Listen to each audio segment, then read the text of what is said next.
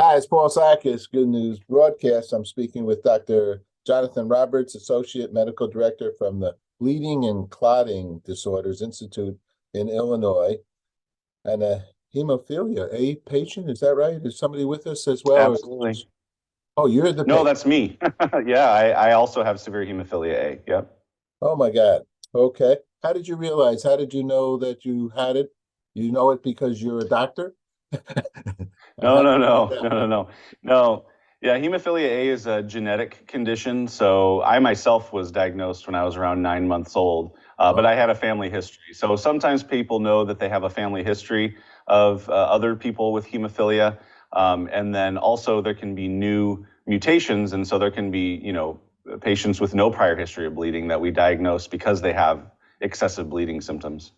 Okay, so let's go from the beginning here. What is hemophilia? Sure.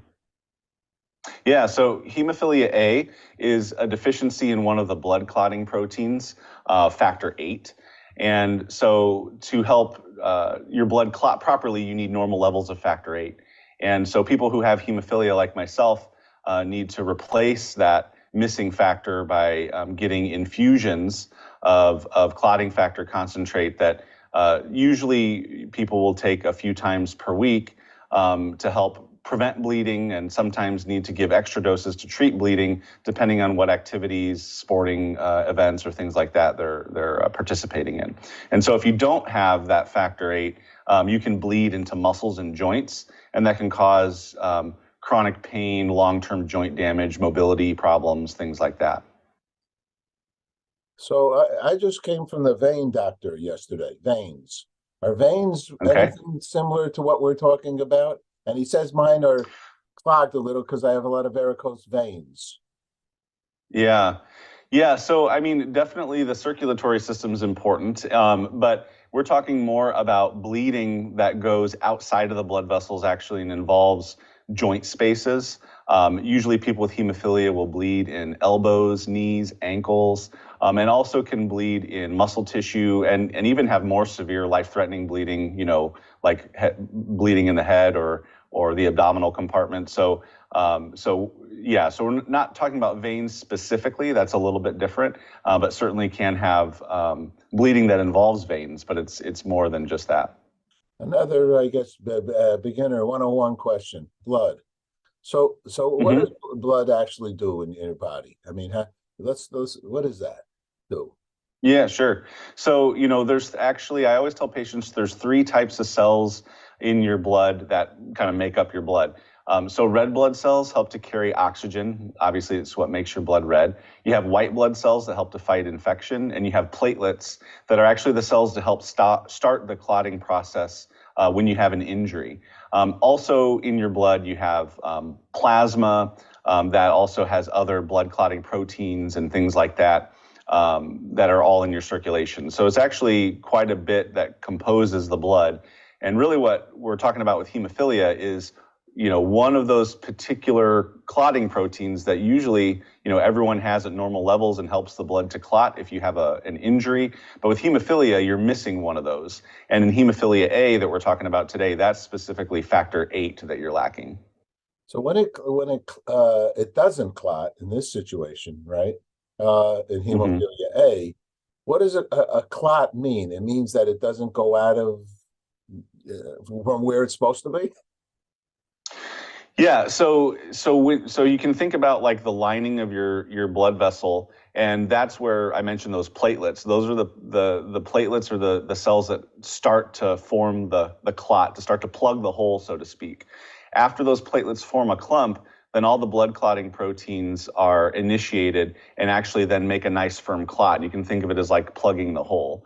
And so when there's damage to tissues or damage to connective tissues, collagen, your joint surface, blood can go there. I mean, it leaves the blood vessels and it goes to where the injury is. And so you need a coagulation system to help stop that process, or else you continue to bleed. For example, I mentioned people with hemophilia have joint bleeds. So that means that blood is continuing to ooze into the joint space and then can cause the long-term damage.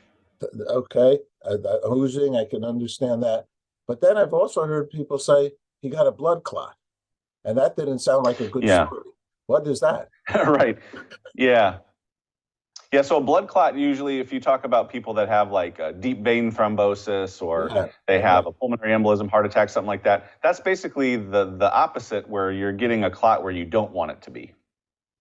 Okay. Boy, this blood is pretty tricky stuff, huh?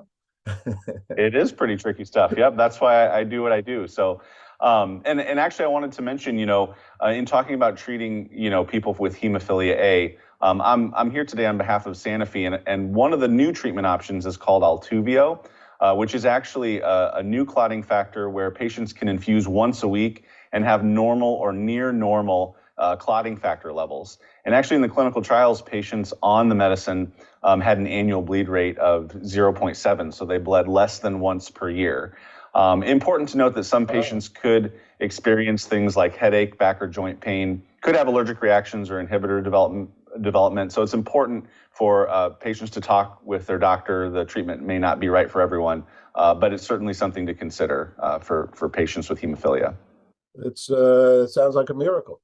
I mean, where these bodies are researched and developed and figured out how to fix something like that, right? I mean, it's pretty seriously wonderful. I'm going to say. Yeah, well, I mean, we've come a long way in hemophilia management. Certainly, from when I was first born, we were really focusing on even having any type of safe factor treatment for patients with hemophilia. I mean, you may remember the 1980s and early 90s when patients with hemophilia were dying from HIV and hepatitis.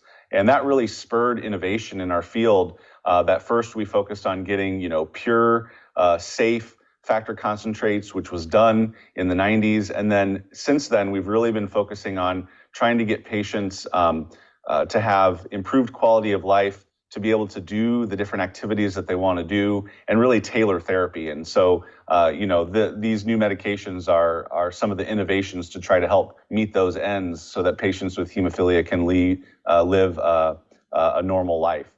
And if people want to know more, certainly they could go to altuviiio.com. It's altuviiio.com. Let me ask you another question, just because this had been, as you say, in the 80s and it's changed, but it seems with regard to AIDS, but it was a big. I'm not going to say it still is, maybe, I don't know, but it sounds to me like it has lessened, at least here in America. And actually, there's some medicines out there that I think are dealing with it. But it's a blood disease. AIDS was a blood disease. Well, I mean, HIV/AIDS is a problem with the immune system that basically leads people to have serious infections. But yeah, I mean, thankfully now we have good treatments for that as well, and really people with hemophilia don't have to worry about that like we used to in the old days. And important too, if people want to know more about hemophilia, Hemophilia Day actually is April 17th this year, endorsed by the World Federation of Hemophilia, and we're really looking at access to care for people all over the world with Hemophilia A, and there's a lot more information as well on the World Federation of Hemophilia website. But yeah, that's kind of where we are today. I got one last question. You were born with hemophilia, your family had hemophilia, and you became a medical director of a bleeding center. Correct. Because you had hemophilia? What was that your inspiration to become a doctor? Yeah, absolutely. I mean, I was the kid in clinic because I mentioned it's a genetic disorder, right? So I learned early on that I had it, and my uncles had it. And so, yeah, it was my personal passion to help other people that were affected with similar bleeding disorders. I take care of a lot of other things besides hemophilia as well. But certainly, looking to improve the life of people with bleeding disorders is my goal. So, but thanks very much for having me on today. You're a good man. Thank you for doing that. We all appreciate it. Take care. Thank you. Happy to help. All right. Take care now. Bye-bye.